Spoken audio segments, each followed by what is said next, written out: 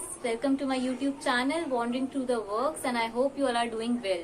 First of all, I'm so sorry that last week I wasn't able to upload a video because I was quite busy with something. And if you are new to this channel, please subscribe and hit the bell icon so every time I upload a new video you'll get notified.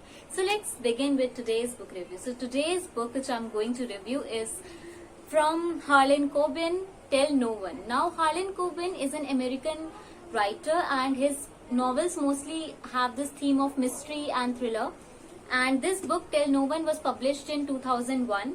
Now what I'll do is I'll not give you the whole summary of this book because, as I said, that it is a mystery novel. People who are reading this book or haven't read this book and want to read this book in near future can get the spoilers through this video if I do so. So I'm not going to give you the whole summary. What I'll do is I'll just give you a quick beginning of the story, like how the story starts, and then I'll give the reviews. Now coming to the beginning of the story, first of all, the whole novel is set up in Washington Heights, and the two main characters are Dr. Beck and Elizabeth Parker. Now Dr. Beck is a pediatrician and Elizabeth Parker was his wife. I'll use was, and actually what happens is Dr. Beck and Elizabeth Parker met each other when they were 7 years old. They started, like, first of all they became friends and then they started liking each other, and at the age of 12 they kissed each other at this place called Lake Charmaine. And this is a this is an area where Beck's grandfather has a property, and this Lake Charmaine is a very beautiful lake. And in at the age of 25 they got married.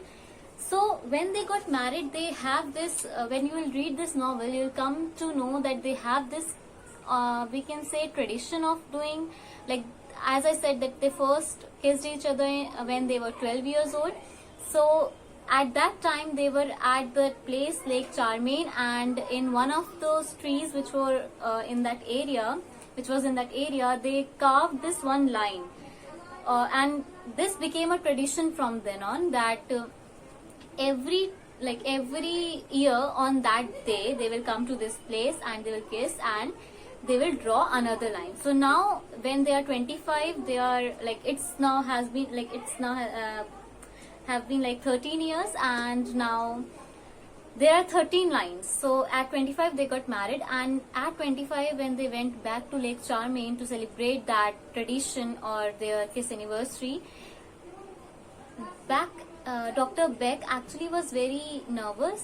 He actually, we say now that we have this sixth sense which tells us, or this institution, that something wrong is going to happen. So Dr. Beck has this intuition that something wrong is going to happen on that day, and it actually happened. Dr. Beck and Elizabeth were attacked by two strangers, and in that whole scenario Elizabeth Parker died.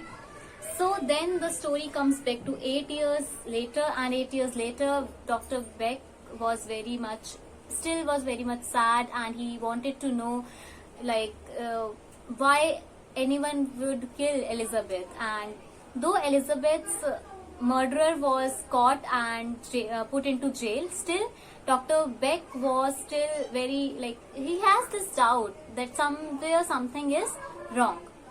Now 8 years later, what happens, that Dr. Beck got this email. He gets this email on his laptop, and it has a username and a password, and it says that Tell No One, and it has kiss time 6:15 and those 13 lines, right? Those 13 lines which they used to draw in the tree's trunk. So this all was there, and the next day when he logged into that site, he saw Elizabeth Parker. Yes, his dead wife was on the screen, and it looked like that something was playing some kind of joke with him. So Dr. Beck started investigating. He opened the files and he started investigating every inch of the whole case. Okay. So now coming to the characters, I'll just give you the review now, because this is all what I can tell you, right? I cannot tell you the whole summary, because then I will end up giving you spoilers which I don't want. So let's come to the review now. Now this story has a lot of characters, and some of the characters actually have written their name in my like notepad, and if you want me to tell them, I will maybe tell them in the video, but I don't think they are necessary, because if you are going to read them on your own, then it's good. So there are many characters, and the best thing which I liked about the story was that every character is somewhere related to Elizabeth Parker's death. Now, unlike the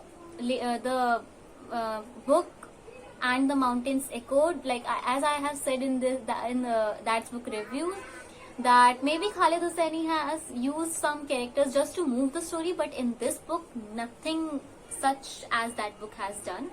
And there are many characters, but each character opens some clue for Dr. Beck, and somewhere related to Elizabeth Parker's death. And the next thing which I liked about the story is that it actually has a very simple language. Like, if you are an average reader, you can easily read this book without using any dictionary. You don't have to, like, mostly what I have found is I have read some mystery novels or horror, say thrillers, and the main problem is with the language, with the writing style, right? Many a times you are not able to understand what is happening in the story, and sometimes some words are used which are not into our vocabulary, or which we haven't read, like never used in our vocabulary. So maybe it depends on person to person, but this is an easy book. You can easily read this book. You don't have to use a dictionary for it, and you can easily understand what is going on in this novel. The third thing is, which I don't actually like about this book, is multiple plot twists. Now you all may be wondering, like, this book is a mystery thriller and it's good if it has a lot of multiple plots. The thing which I don't like about this book is giving so much multiple plots have made it difficult for the reader to actually imagine, or actually get, or actually what we say, like actually find out on his own that who the killer can be, right? So sometimes you can write down the notes, you can make the notes of the clues you are getting, but still there are many plot twists, and which are difficult for a reader to understand, or for a reader, which makes it difficult for a reader to figure out who the killer is. So this is the only thing which I don't like about that book. Overall, this book is a good read, and I must say that this book is very engaging. It's very interesting. You cannot just read one chapter and put it down and say, oh, I'm done for that day, because you want to know that what actually happens, what actually is happening in the story. So you keep on reading and reading, and it's 346 pages, but as I said, that it is not difficult to read this book, and it is very engaging. You can actually complete this book in 3 to 4 days if you are an average reader, I must say. Also in this novel, the whole novel is from the point of view of David Beck, and he is actually can be taken as the narrator of this whole novel.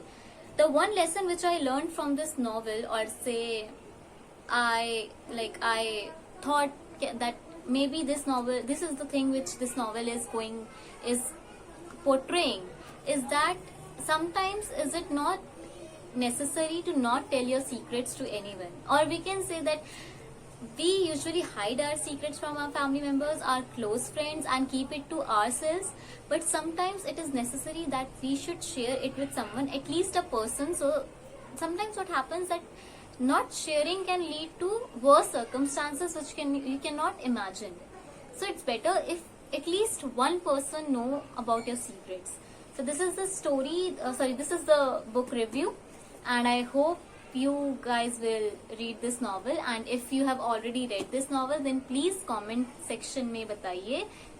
And if you really like this video, please like, share, comment and subscribe, and hit the bell icon, so every time I upload a new video you will get notified. Okay, so bye.